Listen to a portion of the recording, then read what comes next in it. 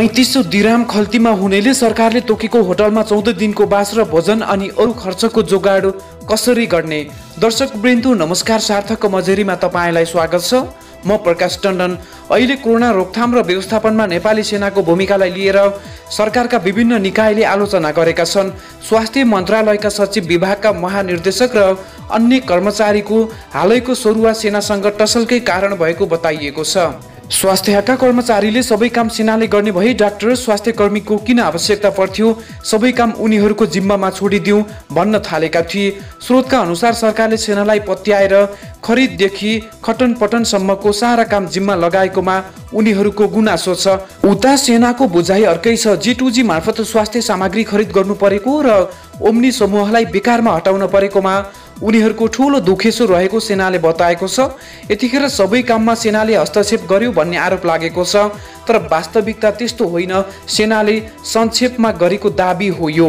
अस्ति नेपाल भित्रिएका झण्डै 200 जनाको व्यवस्थापनका लागि आवश्यक पर्ने बजेट सम्बन्धमा स्थानीय निकायहरू सङ्घीय सरकारसँग विश्वस्त देखिएका छैनन्। त्यही प्रभावले होला विमानस्थलदेखि काठमाडौँको होल्डिङ पोइन्ट वा क्वारेन्टाइन स्थलसम्म एवं जिल्लाको क्वारेन्टाइनदेखि घरसम्म तिनलाई लैजाने काम समेत सेनाले नै गरोस् भन्ने आशयले स्थानीय निकायले लत्तो छाडेको सेनाको बुझाइ छ। कर्णाली र सुदूरपश्चिम प्रदेशको जिम्मेवारीमा रहेका 2 जना मन्त्रीको संयोजन यतिखेर तुलनात्मक रूपमा राम्रो देखिएको सेनाको मूल्याङ्कन छ।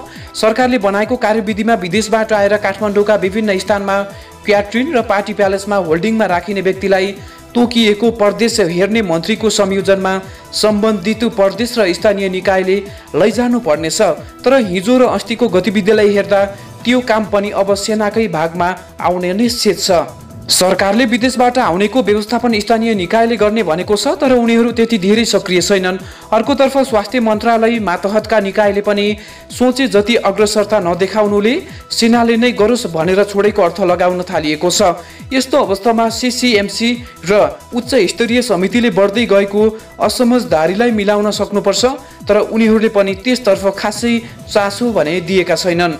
स्वास्थ्य सामग्री खरिददेखि रकम कलम जोडिएको विषयमा रक्षा तथा उपप्रधानमन्त्री ईश्वर पोखरेल र प्रधानमन्त्री दुवैले अरूलाई भन्दा सेनालाई नै बढी विश्वास गरेको देखिएको छ।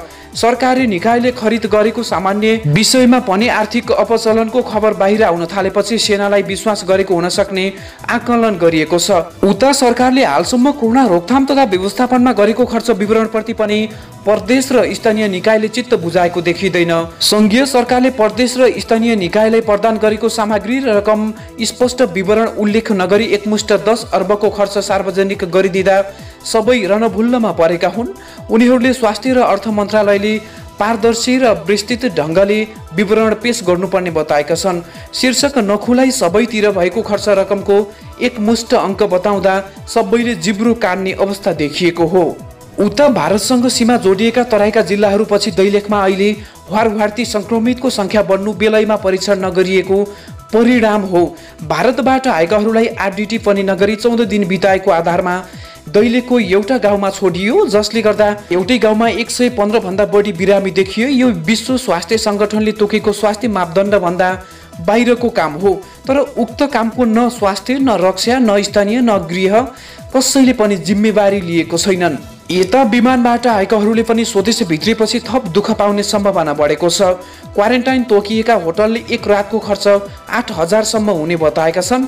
विमान भाडा पनि महँगै देखिएको छ, तर मध्यपूर्व लगायतका देशबाट आएका गरिब मजदुरले काम चलुन्जेलको पैसा हुन्डीबाट घर पठाइसकेको अवस्थामा कोरोना फैलिएर कामविहीन हुनु परेपछि खल्तीमा भएको एकाधो रकम पछिल्लो 3 महिनामा उतै सकाएर बेखर्ची बनेका छन्।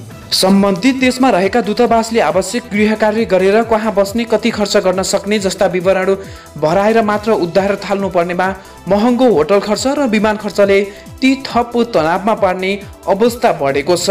शुक्रबार UAE-बाट काठमाडौँ आएका एकजनासँग खल्तीमा 35 दिराम मात्र थियो। त्यो भनेको मुस्किलले 1000 रुपैयाँ हो। अब 35 दिराम खल्तीमा हुनेले सरकारले तोकेको होटलमा 14 दिनको बास र भोजन अनि अरू खर्चको जुगाड कसरी गर्ने? दर्शकवृन्द, यो त थियो सरकारद्वारा जारी भएका नीति नियम र सरकारले गर्नुपर्ने सेवा सुविधाप्रति र विदेशबाट दुःख पाएर नेपाल उद्धार भएका नेपाली नागरिकले कस्तो दुःख पाइरहेका छन् र भावी दिनमा कस्तो दुःख पाउलान् भन्ने बारे विश्लेषण गरेका थियौँ भने अब लागौँ दोस्रो प्रसङ्गतर्फ।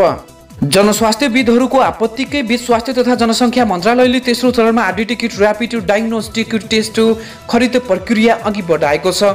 तेस्रो चरणमा 1.5 लाख थान किट खरिद प्रक्रिया अघि बढाइरहेकै बेला बिहिबार स्वास्थ्य सेवा विभागका हाकिम महेन्द्र श्रेष्ठ र व्यवस्थापन महाशाखाका निर्देशक भोगेन्द्र डोटेल मन्त्रालयमा तानिएका छन्। स्वास्थ्य मन्त्रालय स्रोतका अनुसार बिहिबार मात्र तानिएका श्रेष्ठलाई छाउनी स्थित सीएमसी को कार्यालयमा काजमा खटाइएको छ। त्यहाँ प्रधानमन्त्री कार्यालयका सचिव संयोजक छन्। कोभिड-19 क्राइसिस म्यानेजमेन्ट सेन्टर सीसीएमसीमा सेनाका 2 तारे जर्नेल, स्वास्थ्य तथा जनसङ्ख्या मन्त्रालयको 12औं तहका प्रमुख विशेषज्ञ र अर्थ मन्त्रालयका सहसचिव सहितको समिति रहेको छ। सोही समितिमा काजमा महेन्द्रलाई खटाइएको हो। नक्कली किट खरिदका मुख्य व्यक्ति उनै महेन्द्र हुन्। सुरुमा बजार मूल्य भन्दा 48 गुणा बढी राखेर ओम्नी ग्रुपसँग झन्डै 7 करोड मूल्यको 75,000 त्यस्ता किट ल्याइएको थियो। सो किटबाट परीक्षण गर्दा पोजिटिभ देखिएका अधिकांशको पीसीआर विधिबाट परीक्षण गर्दा नेगेटिभ पाएको थियो। तर जनस्वास्थ्यविदहरूले उक्त किटले आइजीजी र आइजीएम नछुट्याउने भएको हुँदा किट नक्कली भएको भन्दै पटक पटक प्रश्न उठाएका थिए।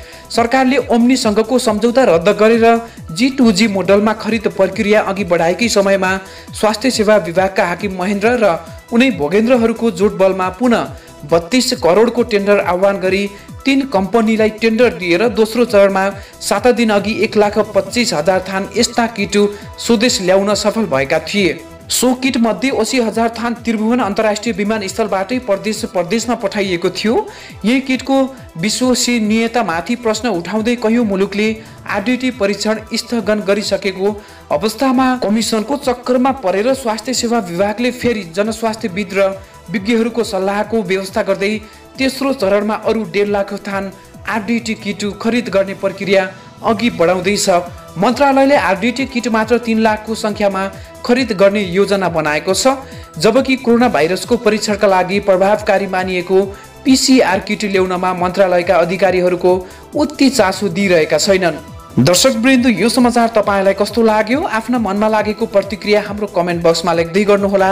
सार्थक मजेरी युट्युब च्यानललाई सब्स्क्राइब गर्नुभएको छैन भने कृपया सब्स्क्राइब गरी साइडमा रहेको बेल आइकन दबाउन नबिर्सनुहोला। पुनः दोस्रो भिडियोमा भेटौँला।